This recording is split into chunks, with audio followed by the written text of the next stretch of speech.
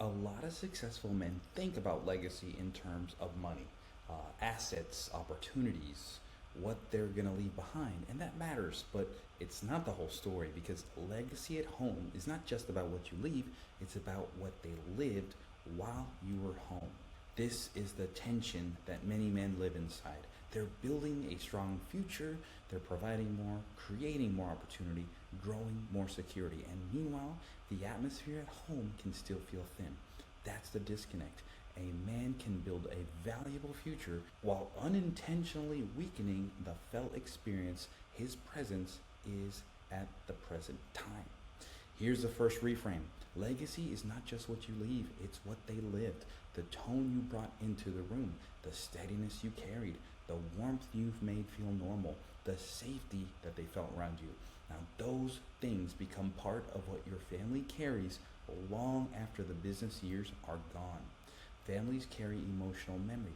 They carry tension, warmth, unpredictability, trust, calm, distance. They carry what it felt like to be around you over and over again. That becomes their inner world. That becomes legacy. A lot of men get this wrong because provision feels measurable. Money's measurable. Assets are measurable. Opportunities are measurable. But emotional legacy is quieter. You can't track warmth on a spreadsheet. You can't measure safety with a dashboard. So men overvalue what can be counted and undervalue what can be felt. That's the home legacy question. What did it feel like to live with me? Not what did I intend, not what did I sacrifice, not what was I trying to build, but what did it feel like to live with me? That question is sobering and clarifying.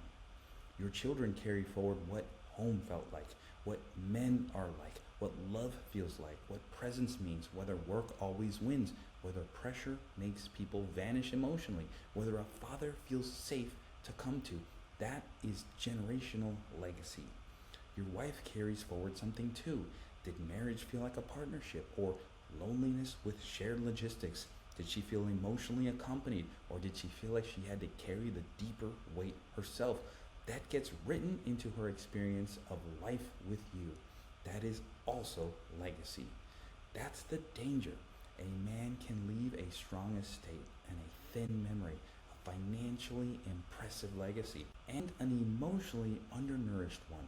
That's not legacy most men would choose if they saw it clearly in advance. The better goal is not less ambition, it's fuller legacy. Leave warmth, not just wealth. Leave steadiness, not just success. Leave safety, not just assets. Leave a memory of presence, not just a story of pressure. This matters now because legacy is built before it's named. You don't start building it later. You're already building it in dinners, weekends, tone, presence, routines, follow through, the ordinary rhythm of home, and that's where legacy takes shape. Now, don't console yourself with this thought. They'll appreciate it later. Maybe they'll appreciate some things later, but future gratitude is not a substitute for present experience. Do not trade current connection for a story that you hope they interpret kindly one day.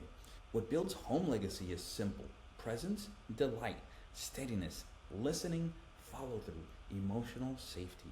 Not perfectly, but consistently enough that it becomes what home feels like. Now that's the standard. Make home feel different because you are in it. You're calmer, warmer, safer, more available, more alive. If your presence doesn't improve the atmosphere, then something important still needs to change. Ask yourself this: what do they relax into around me? More tension or more calm? More caution or more ease? More waiting or more warmth? That question will tell you a lot about the legacy that you're presently building. A lot of men build business outcomes on purpose and home atmosphere by accident. Flip that. Start building the atmosphere on purpose. A more present dinner, a more calmer entry into the house, a more delighted bedtime, a more engaged conversation. That's not fluff, that is legacy work. This matters generationally. Your children may normalize what you normalize. If presence is normal, they'll carry that forward. If distraction is normal, they may carry that forward too. If warmth is normal, that becomes part of their future relationships. Legacy doesn't stop with you. Now here's the rule: build what you'd be proud for them to repeat in marriage, in fatherhood, in emotional life, in presence, in priorities. That'll clarify a lot very quickly. Now, run a 7-day legacy at home plan. Day 1, assess the atmosphere that you create. Day 2, improve the way you enter the house. Day 3, protect one meal. Day 4, create one warm moment on purpose. Day 5, follow through on one promise. Day 6, reduce one predictable source of tension.